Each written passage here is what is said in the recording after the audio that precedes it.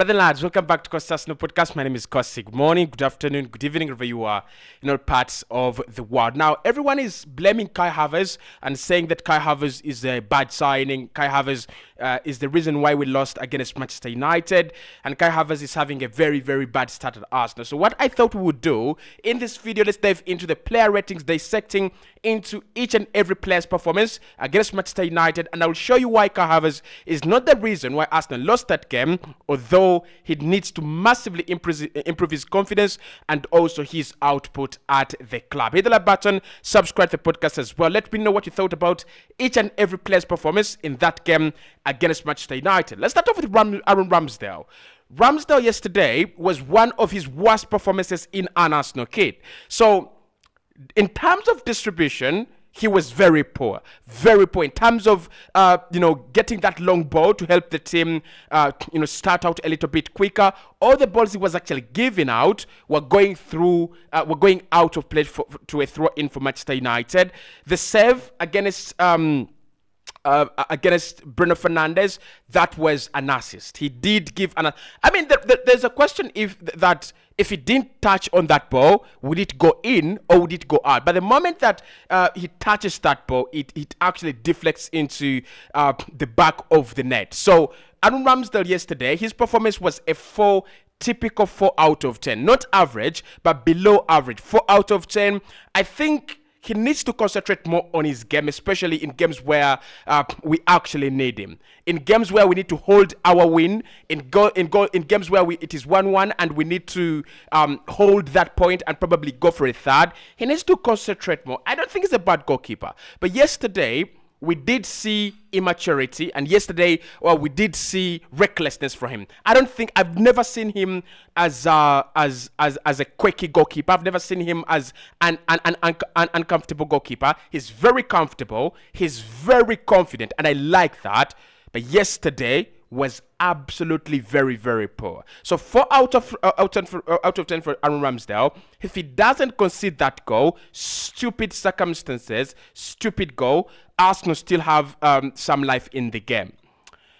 Julian Timber, I'll give a 7 out of 10. I think he was one of the sparks in the team. And Mikel was speaking about it in his press conference. And he said, at the moment, Julian Timber is one of the players that are really fitting into the team very, very quickly. His confidence, his passing, what we are asking him to do and what he's doing at the moment, he was absolutely superb. And I think it really creates a big problem for either Ben White or Gabriel Magalhaes that we'll talk about later.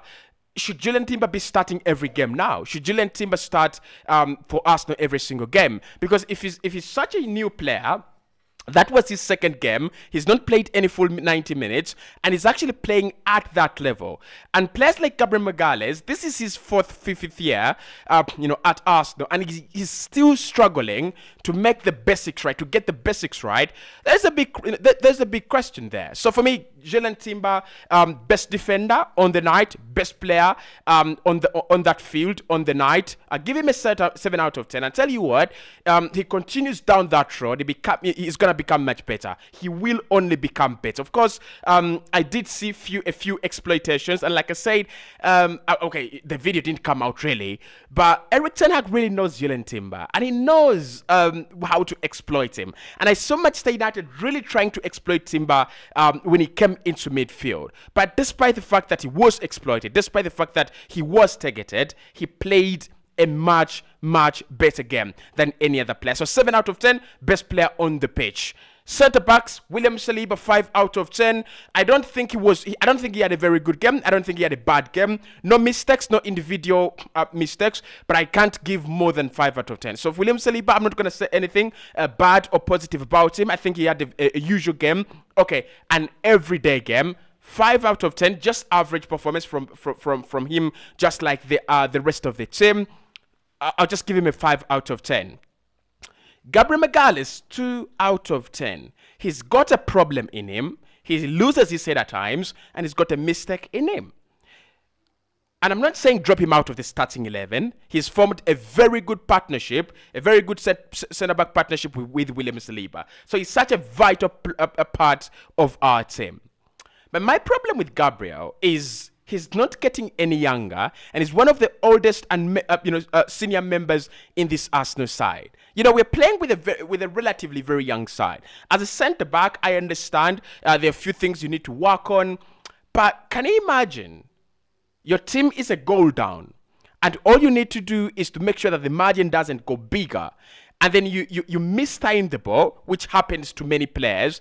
But the way he covers Sancho back, the way he covers back is catastrophic. It is absolutely catastrophic, because I thought the moment he skips that ball, the moment the ball skips him, he's got to start running in the direction of the goal, because he knows Jadon Sancho is right there. Okay, he knows Sancho is right there. So that was a very bad game for him. That's a very poor performance. But it is not the only game I've seen him, cost a mistake, bring a mistake into the mix. Every player has got a mistake in him. Every player is human. But I think with Gabriel Magalhaes, we will have to consider the fact that Arsenal can even do better than him. We will consider the fact that Timber and Saliba and Ben White as a back three could be better than Gabriel, Saliba and White. We could consider him out of the team.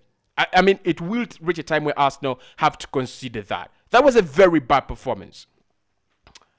Takehiro Tomiyasu, 5 out of 10. Still very average.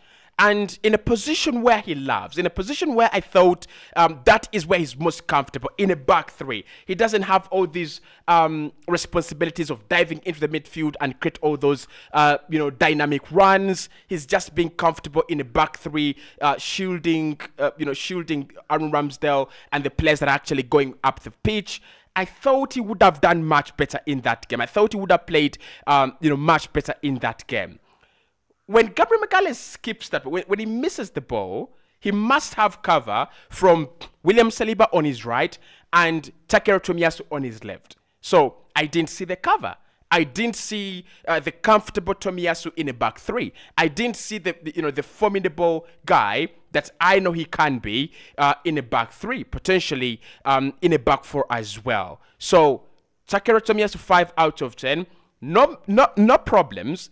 No mistakes to cost us the game, but I don't think he was on top of his game. 5 out of 10.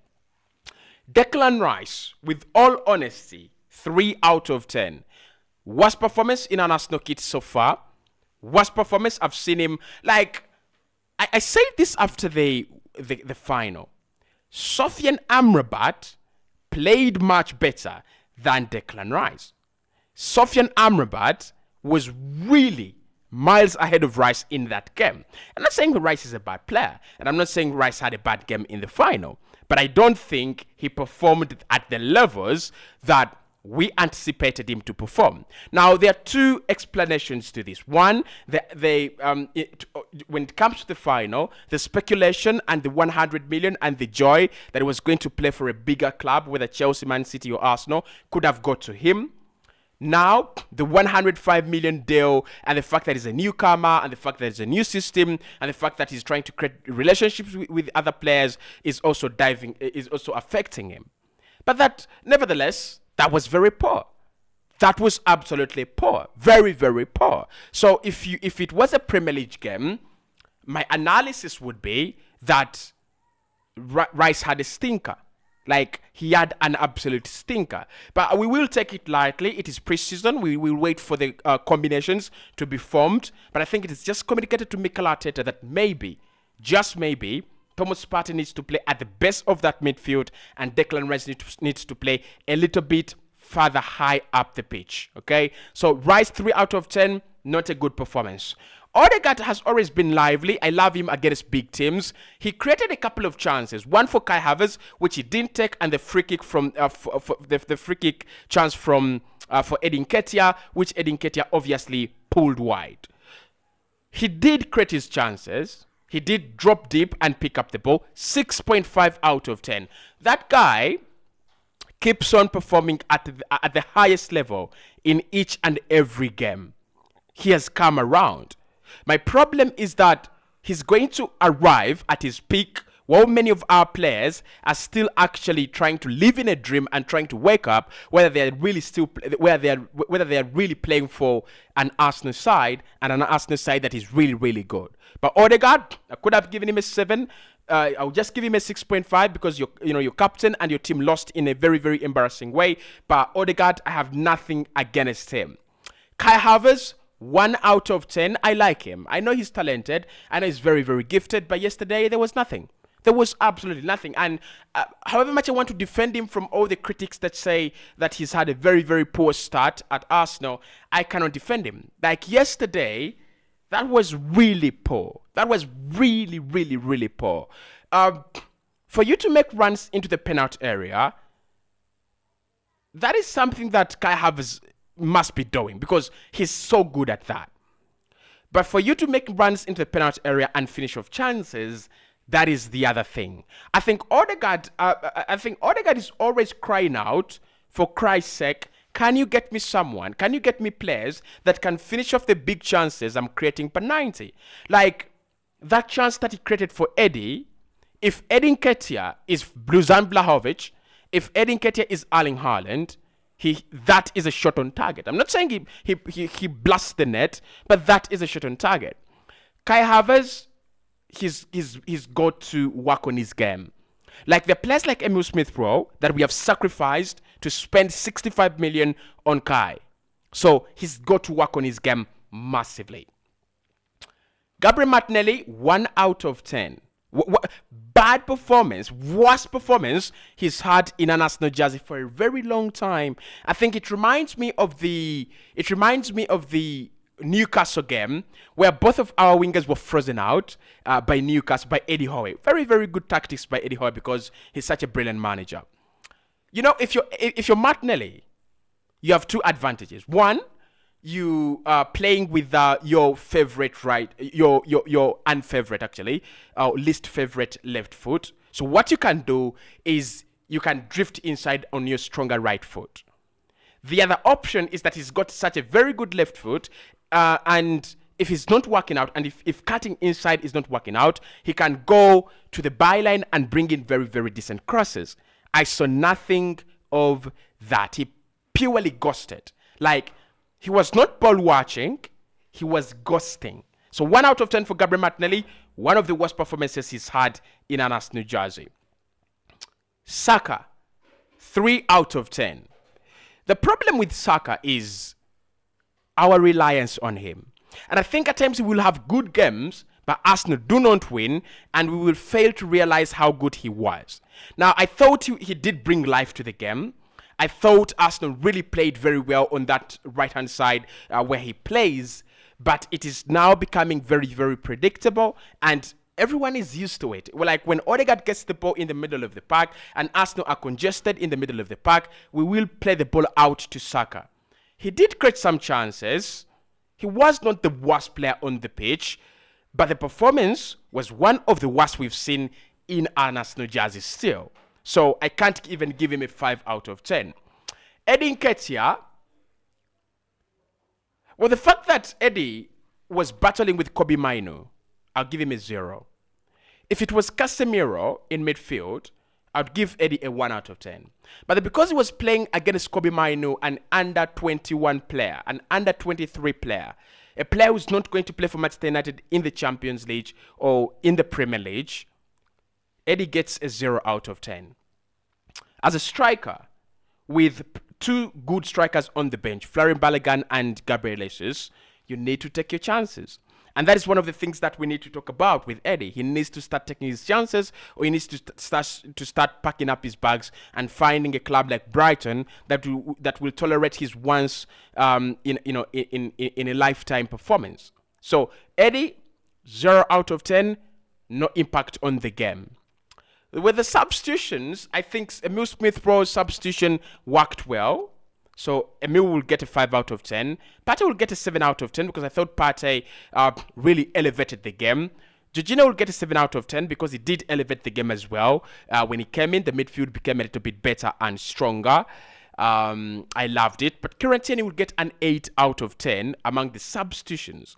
Because when he comes onto the pitch, He creates a very different environment from what we had. And that is a lesson to Mikel Arteta, that not every day we will be inverting with midfielders. Some days and in some games, we have to be as brutal as possible. We have to be as conventional as we can. And Tierney provides that conventional means. He comes onto the pitch, he starts crossing balls from inside the pitch, from outside the left-hand side. Defensively, he was also very, very solid. And I think Mikel will have to think about his options now. He will have to think about his options, because current Tierney is one of the players announcing themselves that, hey, look at me here. I've got everything you need in a fullback. You can either play me or let me go. Mikel Arteta, he was experimenting. He was trying out a few things. I don't think he's close to Pep Guardiola and Jurgen Klopp. But in my opinion, he should be close to Erik ten Hag. But he is not close to Erik ten Hag as a manager. So with Mikel, I'll give him a 3 out of 10 because he decided to go with his best lineup. He decided that he will be brave to try out a few things, even if it was Manchester United, even if it was a big game. Did he succeed? No. So a 3 out of 10. Lastly, I don't think Kai Havertz is the only player not playing very well at Arsenal at the moment. I think there's so many players that are hiding under the Kai Havertz mask. As fans, we need to call it out. That was not good, not only from Kai Havertz, but from so many players that didn't have actually a good game.